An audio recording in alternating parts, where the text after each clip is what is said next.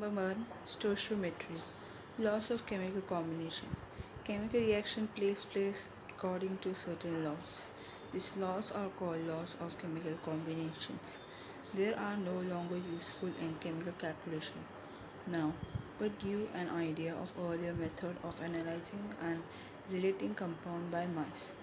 Chemical reaction जो होता है वो कुछ लॉ की वजह से होता है. लॉज जो है जिसकी वजह से केमिकल रिएक्शन होता है उसे कहते हैं लॉ ऑफ केमिकल कॉम्बिनेशन. तो there are no longer useful in chemical calculation now but give an idea of earlier method of analyzing and relating compound by mass. Actually ये लॉ ऑफ केमिकल कॉम्बिनेशन ज़्यादा chemical calculation में काम नहीं आने वाली, लेकिन ये हम लोग को एक कंसेप्ट देते हैं कि कैसे हम कंपाउंड को एनालाइज कर सकते हैं, रिलेट कर सकते हैं मास से. ठीक है, अभी बहुत सारे टाइप के लॉ ऑफ केमिकल कॉम्बिनेशन है. ओके, जैसे कि law of conservation of mass Lavoisier ने बनाया था. लॉ ऑफ कांस्टेंट कंपोजिशन और डेफिनाइट प्रोपोर्शन प्राउस्ट ने बनाया. Law of multiple proportion Dalton ने किया. Law of chemical reciprocal proportion Richter ने किया. Gay Lussac's law of combining volumes और बाद में एवोगाड्रो लॉस. मतलब 1 2 3 4 5 6 मतलब 6 ऐसे केमिकल कॉम्बिनेशन के लॉ है. हम लोग फिर अभी सीखेंगे लॉ ऑफ कंजर्वेशन ऑफ मास क्या होता है, जो लेविसियर ने किया था. लेविसियर को फादर ऑफ मॉडर्न केमिस्ट्री भी का भी दर्जा दिया गया है. सो 1774 में ड्यूरिंग एनी फिजिकल और chemical change the sum of masses of all substance present in reaction vessel remain conserve. तो जब भी फिजिकल केमिकल चेंज होता है तो जितने भी सब्सटेंस जो है प्रेजेंट है रिएक्शन में वो कंजर्व रहता है. लॉ ऑफ कांस्टेंट कंपोजिशन और definite proportion Proust 1799. In a given chemical compound, the elements are always combined in the same proportion by mass. Chemical compound में जो रहता है elements वो हमेशा combine रहता है same proportion में mass का हिसाब से.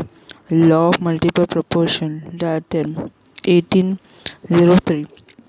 Whenever two elements form more than one compound, the different masses of one element that combine with same mass of the other element are in the ratio of small whole number. तो जब भी दो element रहता है जो एक से ज़्यादा कंपाउंड फॉर्म करता है और एक एलिमेंट का अलग अलग मासेस रहता है, कंबाइन रहता है. ठीक है, तो दूसरा जो एलिमेंट है उसमें सेम मास रहता है और सेम होल नंबर जो रहता है उसका रेशियो रहता है. ठीक है. Now, law of reciprocal proportion, Richter 1792. When two elements combine separately with a fixed mass of a third element, then the ratio of their masses in which they do so is either same or some whole number multiple of the ratio in which they combine with each other. जब भी दो element combine होता है separately fixed mass में third element में, तो जो ratio रहता है मासेस का जहाँ पे सेम रहता है, होल नंबर रहता है रेशियो का, तो ये कंबाइन होता है एक दूसरे से. Gay Lussac law of combining volume. According to Gay-Lussac law of combining volume, when gases react together, they always to do so in volume which bear a simple ratio to one another and to the volume of the products. If these are also gases, provided all measurement of volume are done under similar condition of temperature and pressures. Gay-Lussac law क्या होता है? गे-लुसाक law जो है उसमें क्या रहता है, volume combine होता है. कौन सा वॉल्यूम? गैसेस का. गैसेस रिएक्ट करता है एक दूसरे से तो उसका वॉल्यूम जो है एक सिंपल रेशियो लेके आता है एक दूसरे का गैसेस का. तो प्रोडक्ट का जो वॉल्यूम जो है, ठीक है, वो भी गैस रहता है. तो सभी मेजरमेंट जो है वॉल्यूम का उसमें कंडीशन सेम रहता है, मतलब टेम्परेचर सेम रहता है, प्रेशर सेम रहता है, वॉल्यूम भी सेम रहता है. तो उसकी वजह से क्या होता है, सभी गैसेस में जो नंबर ऑफ एलिमेंट है, sorry the number of molecule है, नंबर ऑफ आयन है, नंबर ऑफ एटम है, वो भी सेम नंबर का रहता है. तो इसलिए नेक्स्ट आता है हमारा एवोगाड्रो लॉ. ठीक है। तो एवोगाड्रो लॉ जो है ये ल्यूसैक लॉ से ही रिलेटेड है। तो एवोगाड्रो लॉ में क्या है, volume of a gas at fixed pressure and temperature is proportion to the number of moles or molecule of gas present. Mathematically we can write volume directly proportional to n। तो gas का volume जो रहता है उसका temperature और pressure जो है अगर फिक्स रखेंगे, वॉल्यूम भी सेम रखेंगे सभी अलग अलग गैसेस का, तो नंबर ऑफ मोल सेम है, नंबर ऑफ मॉलिक्यूल भी सेम है, नंबर ऑफ एटम्स भी सेम है। तो मैथमेटिकल कंडीशन के हिसाब से volume is directly proportional to number of moles or equal volume of all gases under similar condition of temperature pressure contain equal number of molecule। तो सभी temperature pressure का condition जब constant रखेंगे तो equal number of molecule रहता है। Dalton's atomic theory। Matter consists of tiny particle called atom। Matter जो इसमें tiny particle रहते हैं, छोटे छोटे particle रहते हैं, atom। Atom are indestructible in chemical reaction। The atom rearrange but they do not themselves break apart। तो atom जो इंडिस्ट्रक्टिबल रहता है, मतलब एटम को डिस्ट्रॉय नहीं कर सकता केमिकल रिएक्शन में, एटम को रीअरेंज होता है और वो कभी भी एक दूसरे को ब्रेक नहीं करता। In any sample of pure element, all atoms are identical in mass and other property। सभी सैंपल में प्योर एलिमेंट जो इसके एटम्स जो है आइडेंटिकल रहते हैं मास में और दूसरे प्रॉपर्टी में। The atom of different element differ in mass and other property. तो एटम जो है अलग अलग एलिमेंट में उनका मास भी अलग रहता है, प्रॉपर्टी भी अलग रहता है। When atoms of different element combine to form compound, new and more complex particle are formed. जब भी एटम का अलग अलग एलिमेंट कंबाइन होता है और कंपाउंड फॉर्म करते हैं, नया कॉम्प्लेक्स पार्टिकल फॉर्म करता है, तो कंपाउंड जो है उसमें जो एटम रहता है वो हमेशा सेम रेशियो में, फिक्स्ड रेशियो में प्रेजेंट रहता है। अभी डाल्टन एटॉमिक थ्योरी में बहुत सारे विड्रॉज थे, ठीक है, बहुत सारे उसमें लैक ऑफ कंसेप्ट था, ठीक है। तो इस हाइपोथेसिस को ब्रेक किया गया मॉडर्न एटॉमिक थ्योरी ने। तो मॉडर्न एटॉमिक थ्योरी क्या बोलता है, modern atomic theory Dalton atomic theory को विड्रॉ करता है, क्योंकि एटॉमिक मॉडर्न एटॉमिक थ्योरी के हिसाब से atom is no longer consider to be individual. Atom जो है अभी उसको इंडिविजुअल कंसिडर नहीं किया गया है। It has been found an atom has a complex structure and is compose of sub atomic particles such as electron, proton and neutron. ठीक है, एटम्स जो है वो कंपोज होते हैं सब एटॉमिक पार्टिकल जैसे कि इलेक्ट्रॉन, प्रोटॉन्स और न्यूट्रॉन से। ठीक है, atom of the same element may not be similar in all respect. अभी एटम जो सेम एलिमेंट का रहता है वो हमेशा सेम रहना चाहिए, ज़रूरी नहीं है। फॉर एग्जांपल ये आइसोटोप्स है, sodium, atomic mass 23, atomic number 11। फिर यहाँ पे और एक सोडियम है, इसका एटॉमिक नंबर सेम ही है 11, लेकिन एटॉमिक मास अलग है 24। तो दोनों भी जो एलिमेंट है वो सेम है, एटॉमिक नंबर भी इसकी वजह से सेम है, लेकिन एटॉमिक मास सेम नहीं है।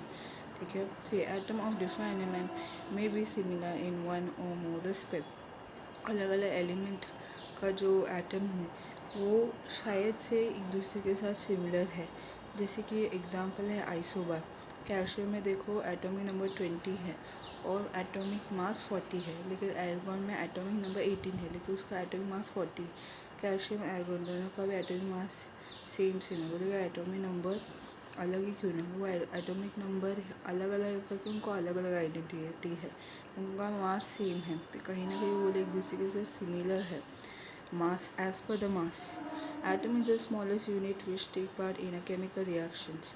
तो एटम जो है स्मॉलेस्ट यूनिट है केमिकल रिएक्शन का, जो टेक पार्ट करता है रिएक्शन में। All the atom is compose of atomic particle yet it is smallest particle which take part in chemical reaction. Atom जो है बहुत सारे सब एटॉमिक पार्टिकल से बना हुआ है, लेकिन ये सबसे स्मॉलेस्ट पार्टिकल है, बहुत से केमिकल रिएक्शन में टेक पार्ट करता है। The ratio in which atom unite unity में be fix and integral but may not be simple. अभी एटम जो है उसका रेशियो है वो फिक्स रहेगा और इंटीग्रल रहेगा, लेकिन सिंपल नहीं रहेगा। For example sugar molecule C12H22O11, इसमें जो कार्बन, हाइड्रोजन, ऑक्सीजन एटम का जो रेशियो है वो 12:22:11 है, जो सिंपल नहीं है। ठीक है, जो सिंपल नहीं है। ठीक है, तो ये रेशियो जो है फिक्स है, इंटीग्रल है, लेकिन सिंपल नहीं है। Atom of one element can be change into atoms of other element. जो एक एलिमेंट का जो एटम है वो दूसरे एलिमेंट का एटम में चेंज हो सकता है, जैसे कि आर्टिफिशियल न्यूक्लियर रिएक्शंस, राइट। तो मतलब हम बहुत सारे ऐसे रेडियो एक्टिव जो आर्टिफिशियली बना हुआ है, ठीक है, जैसे कि यूरेनियम से पोलोनियम बन चुका है, राइट, और बोरॉन बन चुका है। The mass system can be energy. तो आइंस्टाइन की हिसाब से ऐसा कि ने एक इक्वेशन बना जो है के मास सी क्या पर सेकेंड। मास और एनर्जी जो है एक कन्वर्ट होता है या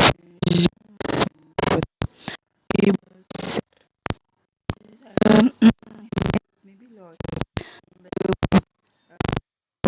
कॉम्बिनेशन हो, एटम थ्योरी हो, फिर मॉडर्न एटॉमिक, सभी जो लॉस एटम के मास से रिलेटेड है। तो उसके के बेसिस पे हम लोग कंसेप्ट लॉ सीखने वाले हैं। मोल concept. Definition of one mole is a collection of what many entity as there are number of atoms exactly in 12 gram of carbon 12 isotopes. तो एक मोल जो है का कलेक्शन जो है, ठीक है, तो नंबर ऑफ एटम जो है ना एग्जैक्टली 12 ग्राम रहता है कार्बन 12 आइसोटोप्स में। तो वन मोल जो है उसमें बहुत सारे एंटिटी रहते हैं, नंबर ऑफ एटम उतना ही रहता है जितना कार्बन 12 का आइसोटोप रहता है। तो कार्बन 12 का मास जितना रहता है ना उतना ही नंबर ऑफ एटम का ग्राम भी उतना ही रहता है। वन यू या one atomic mass unit 1/12 of mass of one atom of carbon 12 is 1 gram upon Na, which is Avogadro number 1.66 × 10⁻24 gram. For element 1 gram atom is equal to 1 mole of atom at Avogadro number. Gram atomic mass GAM, mass of Avogadro number atom in gram. So mole of atom is mass G, gram atomic mass or molar mass. फिर for one molecule 1 gram of molecule is 1 mole of molecule is equal to Avogadro number. Gram molecular mass GMM is equal to mass of Na, mass of Avogadro number molecule in gram. 1 mole of molecule is equal to mass gram upon gram molecular mass or molar mass. Ionic compound also 1 gram formula unit is equal to 1 mole of formula unit is equal to Avogadro number formula unit gram formula mass. Mass of Avogadro number formula unit in gram. Mole of formula unit is equal to mass upon gram formula mass or molar mass. 1 mole of substance contains 6.02 to 10⁻23 particle, ठीक है। तो 1 mole of substance में कितने particle रहते हैं? 6.02 to 10⁻23 particle. Mass as much as molecular mass और atomic मास और आयनिक मास इन ग्राम। तो मास में उतना ही मोलिकुलर मास रहता है, उतना एटॉमिक मास रहता है, उतना ही आयनिक मास रहता है ग्राम में। If it is a gas 1 mole occupy a volume of 22.4 liter at 1 atmosphere and 273 Kelvin। अगर गैस है, अगर ये सब्सटेंस जो गैस के फॉर्म में, उसका एक मोल जो है वॉल्यूम कितना होगा? 22.4 लीटर एक एटमोसफेयर 273 केल्विन में, ठीक है। फिर एवरेज और मेन एटॉमिक मास क्या होता है? Average atomic mass of element average atomic mass is equal to A1 x1 plus A2 x2 upon x1 x2 and so on. Here A1 and A2 are isotopic mass of element and x1 and x2 are natural abundant of isotopes. pH क्या है? Average or mean molar mass, the average molar mass of different substance present in the solar system. Mine molar mass is m1 n1 plus m2 n2 upon n1 n2 and so on. Here m1 and m2 are molar mass of substance, n1 and n2 are the mole of substance present in the container. Empirical formula, molecular formula. Empirical formula क्या है? Formula depicting constituent atom in the simplest ratio. Formula जिसमें हम atom को depict कर सकते हैं simplest ratio में. Molecular formula, formula depicting an actual number of atom in one molecule of the compound. मतलब formula ऐसा formula जिसमें हम नंबर ऑफ एटम के जान सकते हैं वन मॉलिक्यूल में. Relation between molecular formula and empirical formula क्या होता है? मोलिकुलर फार्मूला पर एम्पिरिकल फार्मूला मास एन रहता है. Density is equal to mass upon volume, unit g per cc. Relative density of any substance, density of reference substance. Density का relative क्या रहता है? कोई भी सब्सटेंस का डेंसिटी अपॉन रेफरेंस सब्सटेंस का डेंसिटी. स्पेसिफिक ग्रेविटी क्या रहता है? Density of any substance, density of water 400 degree Celsius. कोई भी सब्सटेंस का डेंसिटी अपॉन वाटर का डेंसिटी 4 डिग्री सेल्सियस में. Vapour density, ratio of density of vapour to density of hydrogen at similar pressure and temperature. तो जो vapour density का ratio जो है वो हाइड्रोजन का डेंसिटी से में रहता है टेम्परेचर और प्रेशर में. Volume vapour density of vapour at same temperature and pressure upon density of hydrogen gas at same temperature and pressure. Vapour का डेंसिटी सेम टेम्परेचर प्रेशर में अपॉन हाइड्रोजन गैस का density same temperature pressure में. Vapour density जो रहता है molecular mass upon 2 रहता है. Stoichiometry pronounce stoichiometry. Stoichiometry. Stoichiometry.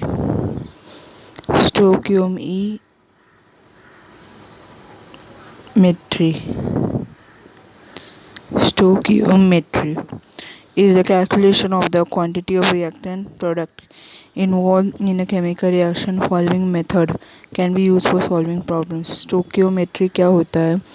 ये कैलकुलेशन है जिसमें रिएक्टर प्रोडक्ट का क्वांटिटी इन्वॉल्व रहता है केमिकल रिएक्शन में. ठीक है, ये जो मेथड है वो यूज़ होता है प्रॉब्लम सॉल्व करने के लिए.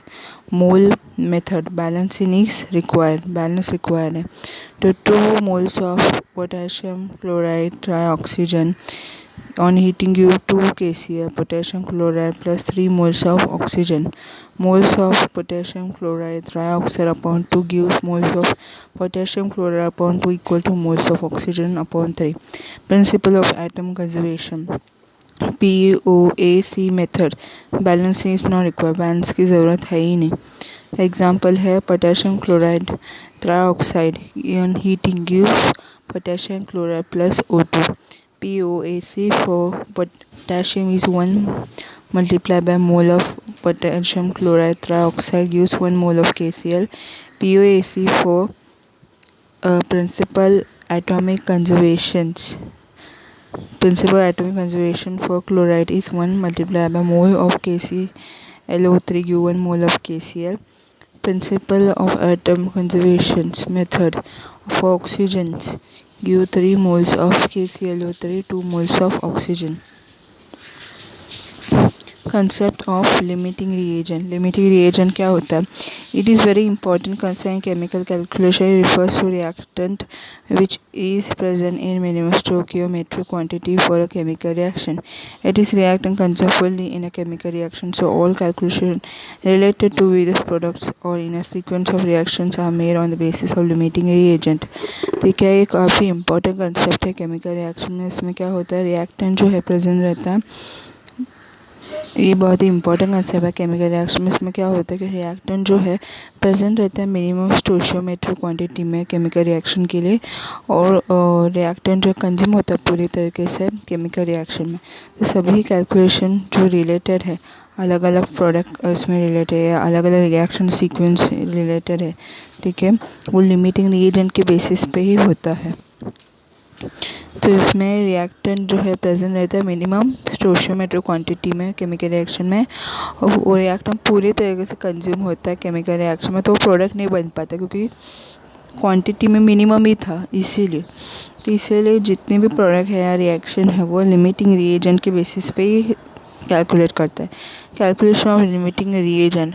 Divide given mole of each reactant by their stoichiometry coefficient, the one with least ratio is limiting reagent.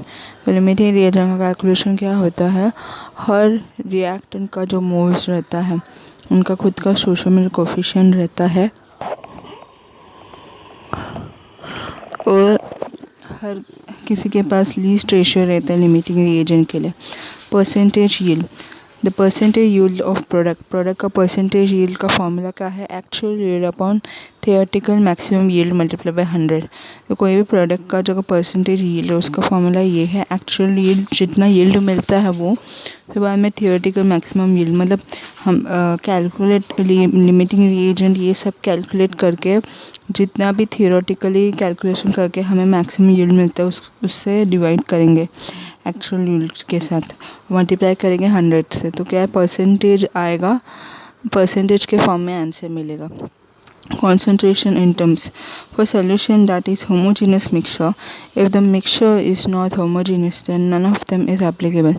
अगर मिक्सचर होमोजीनियस नहीं है तो कुछ भी एप्लीकेबल नहीं। Percentage by mass, mass of solute upon mass of solution, mass of solute को small w में के फॉर्म में और मास ऑफ सॉल्यूशन कैपिटल W के फॉर्म में मल्टीप्लाई बाय 100। तो x परसेंटेज और by mass mean 100 gram, solution contain x gram solute, 100 minus x gram solvent, percentage W upon V, W क्या रहता है, small w is mass of solute upon volume क्या रहता है, capital volume of solution multiply by 100। So x percentage W upon V means 100 ml solution contain x gram solute, 100 ml solution का 1 ग्राम solute. फिर दूसरा है volume and volume ratio, percentage small volume जो है volume of solute है upon capital volume of solution है, ठीक है, मल्टीप्लाई करेंगे 100 से। For gases percentage by volume is same as mole percentage, तो मोल परसेंटेज क्या होता है, mole of solute upon total moles multiply by 100। Mole fraction capital X is mole of solute upon total moles, molarity is capital M, moles of solute upon volume of solution in litre, ठीक है, mole of solute divide होता है volume of solution litre में। Molarity small m क्या रहता है, mole of solute divide होता है मास ऑफ सॉल्वेंट kg से, मोल्स ऑफ सॉल्यूट डिवाइड होता है मास ऑफ सॉल्वेंट kg से। पार्ट पर मिलियन, तो पार्ट पर मिलियन क्या होता है, mass of solute upon mass of solvent multiply by 10⁶, mass of solute per mass of solution multiply 10⁶। Formality capital F क्या होता है, number of formula unit upon volume of solution in litre. On adding solvent in solution dilution, number of mole of solute remain constant, MFVF equal to MIVM, mixing of two solutions of same solute, MFVF equal to M1V1 plus M2V2 plus so on goes on। Volume strength of hydrogen peroxide, aqueous solution labeled as XV, volume of H2O2 hydrogen peroxide, for example 20 volume hydrogen peroxide means X volume of O2 in liter at 1 atmosphere and 273 Kelvin, that can be obtained from 1 liter of such sample when it decomposes according to। अभी peroxide solution label रहता है उसको X volume determine consider किया क्योंकि उसका हमें volume ही नहीं पता, हाइड्रोजन पेरोक्साइड का वॉल्यूम हमें नहीं पता, ठीक है।